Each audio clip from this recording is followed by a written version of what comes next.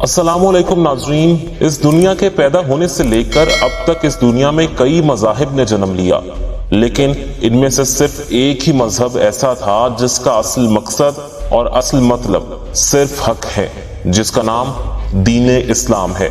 और हमें अपने अल्लाह पाक का शुक्रगुजार होना चाहिए कि उसने हमें एक सच्चे और पाक साफ दीन में पैदा किया है और अपनी मखलूक बनाया है। नाज़रीन, हजरत आदम से लेकर दुनिया के जालिम तरीन हुक्मरान चंगेज खान के दौर तक को गोल्डन इरा ऑफ इस्लाम कहा जाता है।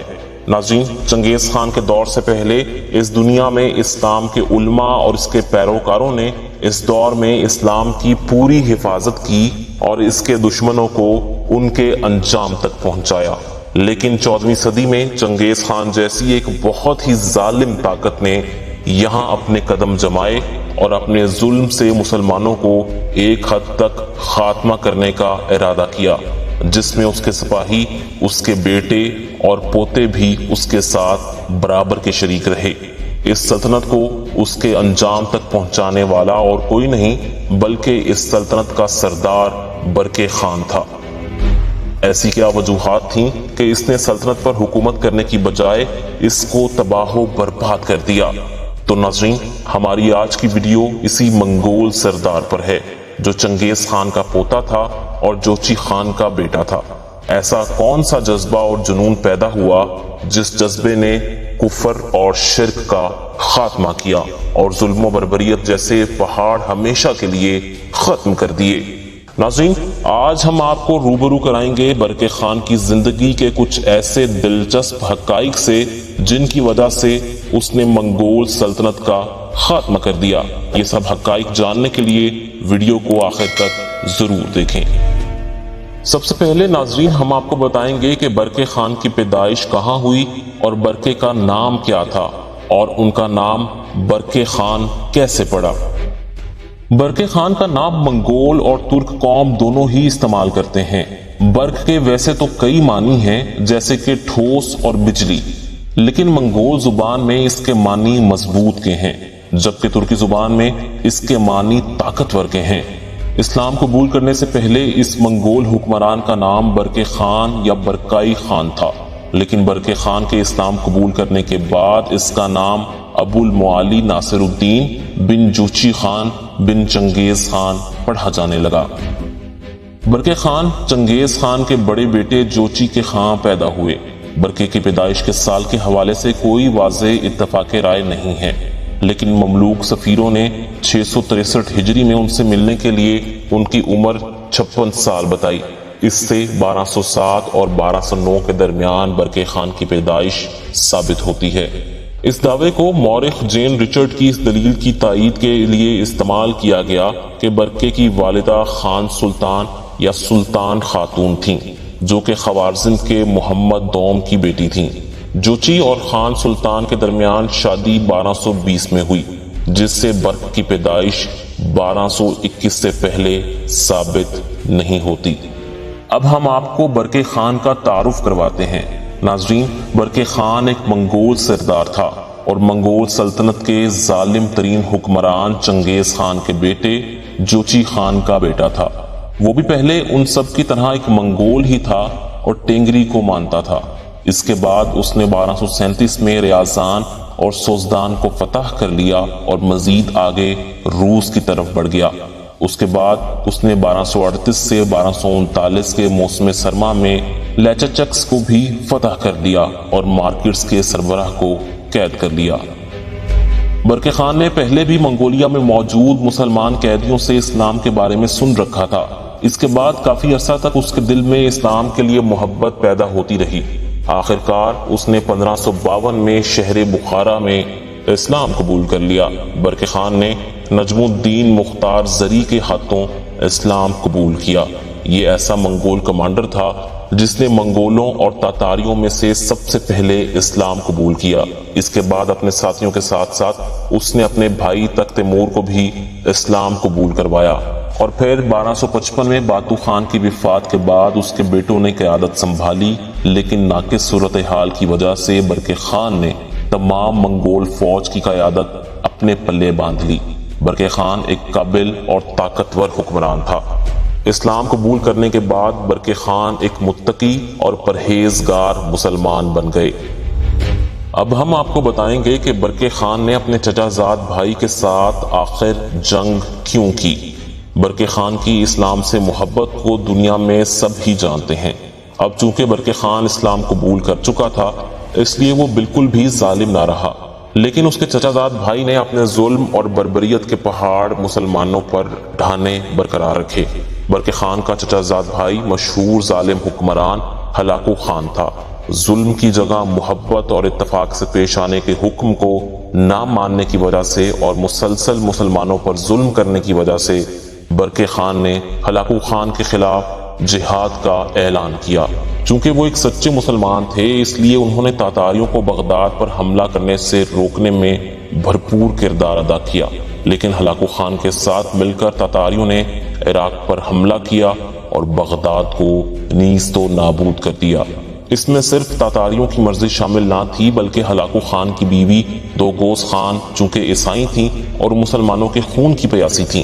ہلاکو خان کا مقصد صرف ایک ہی تھا کہ کسی نہ کسی طرح اپنی بیوی کو خوش کر سکے، کیونکہ اس کی بیوی کی ایک شرط تھی کہ وہ اپنے آپ کو ہلاکو خان کے بستر پر تب پیش کرے گی جب بستر مسلمانوں کی کھال سے بنا ہوگا۔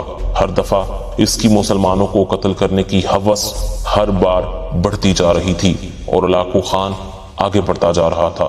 اس مرتبہ بھی عراق پر حملے کی اصل وجہ یہی تھی۔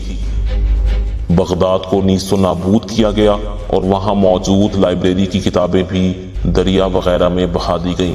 اسی وجہ سے ہلاکو خان اور برقع خان کے درمیان 1263 میں ایک بڑی خون ریز جنگ ہوئی جو منگولوں کی آپس میں بھی پہلی لڑائی تھی۔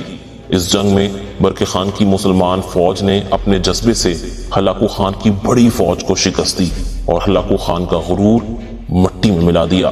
اس جنگ میں مسجدوں کو شہید کرنے اور مسلمانوں کے خون کی پیاسی دوگوس خان کو بھی گرفتار کر لیا گیا۔ ہلاکو خان نے آخرکار آذربائیجان جا کر پناہ لی اور اپنی بیوی اور لشکر کی گرفتاری کا سن کر بیمار پڑ گیا اور شدید بیماری کی حالت میں مارا گیا۔ اب ہم آپ کو بتاتے ہیں کہ برقع خان نے منگولیا سلطنت کا خاتمہ کیسے کیا۔ ناظرین، برقع خان کو اس دن ہی معلوم ہو گیا کہ اگر کوئی بھی منگول جو کافر رہا تو ظلم کرتا رہے گا، اس لیے اس نے چھوٹے موٹے منگول سرداروں کو دعوت اسلام دی۔ جس نے قبول کی اس کو ساتھ ملایا اور جس نے منع کیا اس کو واصل جہنم کر دیا۔ اس نے بہت سے اہم فیصلے کیے جو کہ اسلام کے لیے بہت مددگار ثابت ہوئے۔ اس کے علاوہ اس نے تمام مسلمان قیدیوں کو رہا کر دیا اور اسلام کے مطابق زندگی گزارنے کا حکم دیا۔ اس کے علاوہ خود بھی وہ ایک سچے مسلمان کی طرح آگے بڑھا۔ جب برقع خان نے ہلاکو خان کے بیٹے اباقا خان پر حملہ کرنے کے لیے کورا ندی عبور کرنے کی کوشش کی تو وہ بیمار ہو گیا اور 1266 اور 1267 کے درمیان کسی وقت میں اپنے خالق حقیقی سے جا ملا۔ ان کے بعد ان کے پوتے منگو تیمور نے ان کی جگہ لی جو کہ ان کے بھائی کا بیٹا تھا، جس بھائی نے ان کے ساتھ اسلام قبول کیا تھا۔ مملکوں کے ساتھ ساتھ اتحاد کی پالیسی اور الخانیت پر قابو پانے کی پالیسی منگو تیمور نے جاری رکھی۔ بہت سے مورخین اس بات پر متفق ہیں کہ برقع کی طرف سے ہولاگو کے خلاف مداخلت نے مقدس سرزمین بشمول مکہ اور یروشلم کو بغداد جیسی قسمت سے بچایا۔ اب ہم آپ کو بتائیں گے کہ برقع خان کو کیا چیزیں پسند تھیں۔ ناظرین، برقع خان نے اپنے بڑے بھائی باتو خان کی وفات کے تقریباً 2 سال بعد تخت سنبھالا، کیونکہ ان 2 سالوں میں باتو کی اولاد نے تخت کو سنبھالا جس میں انہوں نے اس سلطنت کا خاصا نقصان بھی کیا۔ اسی طرح برقع خان نے سب کی رائے کے مطابق تخت سنبھال لیا، لیکن تخت سنبھالنے سے پہلے ہی وہ اسلام قبول کر چکے تھے، اس لیے وہ ایک انصاف کرنے والے اور رحم دل انسان بن چکے تھے۔ باتو خان کی طرح برقع خان کو بھی ہیرے جواہرات پہننے کا بہت شوق تھا، اس لیے وہ جو ٹوپی پہنتے تھے اس میں ایک خاص قسم کے کپڑے سے تیار کیا جاتا تھا اور اس کے ساتھ ساتھ ہیرے جواہرات بھی اس میں لٹکے ہوتے تھے، اور اس کے ساتھ ان کو بھیڑیے کی کھال کا بنا لباس بہت پسند تھا۔ برقع خان اپنی جسامت کے لحاظ سے اپنے بھائی باتو خان سے زیادہ موٹے تھے اور ان کی جلد کا رنگ بھی اسی طرح زردی مائل تھا۔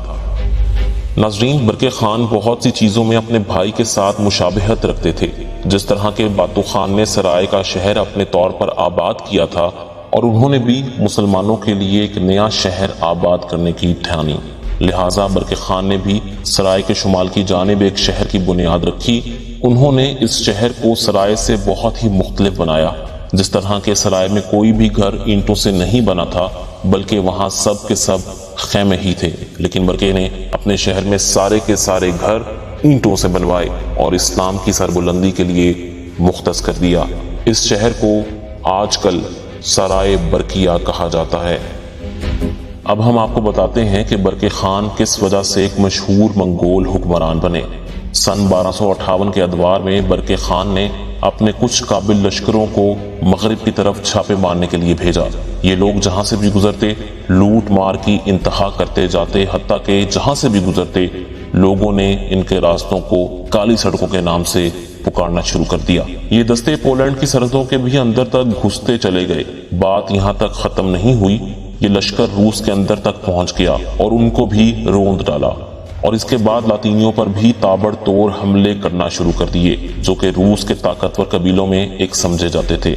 ان کو بھی بڑی آسانی سے دھول چٹائی اور بے حد مال و دولت سمیٹا۔ اس طرح سردی کے موسم میں وہ مغرب اور شمال کی طرف یلغار کرتے ہوئے اپنے لیے کافی کچھ حاصل کر رہے تھے۔ مورخین کا کہنا ہے کہ اس وقت تک برقع خان کا خزانہ بھر چکا تھا۔ وہ اسلام قبول کرنے کی وجہ سے اپنے پاس ترک مسلمانوں کو جمع کرنے لگے۔ ناظرین، اس طرح برقع خان وہ پہلا منگول مسلمان بنا جس کی وجہ سے پوری سلطنت میں انقلاب برپا ہو رہا تھا۔ وہ ترک مسلمانوں کو جمع کرتا اور منگولوں کے پاس بھیجتا تاکہ تبلیغ اسلام دی جا سکے۔ جو قبول کرتا اس کو ساتھ ملاتا۔ اس کی طاقت اس طرح بڑھتی جا رہی تھی۔ باتو نے ایک اور بڑا کارنامہ بھی انجام دیا، وہ یہ تھا کہ اس دور میں سلطنت کے ہر شہر میں چوکیاں بنائی گئیں، جہاں مسافروں کے ٹھہرنے کا انتظام کے ساتھ ساتھ وہاں گھوڑے بدلنے کا بھی بندوبست کیا گیا تھا۔ اس منگول بادشاہ نے منگول سلطنت کا نقشہ بدل کر اس کو ایک اسلامی سلطنت بنانے تک کی تقویت بخش دی تھی۔ اب ہم آپ کو بتاتے ہیں کہ برقع خان نے منگول سلطنت میں کیا تبدیلی کی اور وہ کس طرح کی۔ ناظرین، برقع خان سے پہلے منگول سپاہی سادہ اور ناقص لباس پہنتے تھے، لیکن اس نے ایک نظام ایسا رائج کیا کہ منگول سپاہی کبھی پیغام دینے یا پہنچانے کے لیے جاتا تو اس کو ایک خاص قسم کا لباس دیا جاتا، جو کہ ایک زمرد کھال سے تیار کیا جاتا تھا، اور اس لیے اس نے ایک خاص شاہراہ مختص کی جو کہ شاہراہ ریشم کا نام رکھتی ہے۔ ناظرین، جب کوئی بھی منگول سپاہی پیغام لے کر یہاں سے گزرتا تو لوگوں کو پتہ چل جاتا کہ یہ ضرور کوئی نہ کوئی سپاہی ہی ہے، کیونکہ اس کے لباس کے ساتھ گھنٹیاں باندھی جاتی تھیں اور اس کے جسم پر روغن ملا جاتا تھا، اور اس کی سواری کو خاص قسم کے لباس پہنایا جاتا تھا اور سجایا بھی جاتا تھا۔ اس نے یہ شاہراہ وہاں بنائی تھی جہاں کبھی پہاڑوں کے درمیان صرف اور صرف ندیاں بہنے کی آواز آتی تھی۔ انہی راستوں سے نئے قافلے بآسانی سفر بھی کیا کرتے تھے۔ آخر میں ہم آپ کو بتاتے چلیں کہ برقع خان کب اور کون سی بیماری میں مبتلا ہوا۔ ناظرین، برقع خان بہادر مسلمان بادشاہ بن چکا تھا، لیکن ایک دفعہ کا واقعہ ہے کہ وہ اپنے لشکر کے ساتھ شکار پر تھا کہ اچانک ہی گر گیا۔ اس کے خاص سپاہیوں نے اسے اٹھایا اور اس کو محل لے آئے۔ ایک مسلمان ماہر طبیب نے آ کر ان کا معائنہ کیا تو ان کو گانٹھیا کے مرض کی تشخیص بتائی گئی، اور ساتھ ساتھ یہ بھی بتایا گیا کہ یہ مرض برقع خان کو تقریباً 1 عرصے سے ہے، اور انہیں یہ مرض کسی کے ساتھ رہنے کی وجہ سے لاحق ہوا ہے۔ تو یہاں سے اندازہ لگایا جا سکتا ہے کہ ان کا یہ مرض کسی اور سے نہیں بلکہ ان کے اپنے بھائی باتو خان سے ہوا تھا، جو کہ خود اس مرض کا شکار تھے۔ ناظرین، یہ تھے برقع خان کی زندگی کے کچھ ایسے حقائق جو کہ ہم نے آپ تک پہنچائے۔ اگر یہ آپ کو ویڈیو پسند آئی ہے تو اس کو لائک کریں، شیئر کریں اور ہمارے چینل کو سبسکرائب بھی کریں۔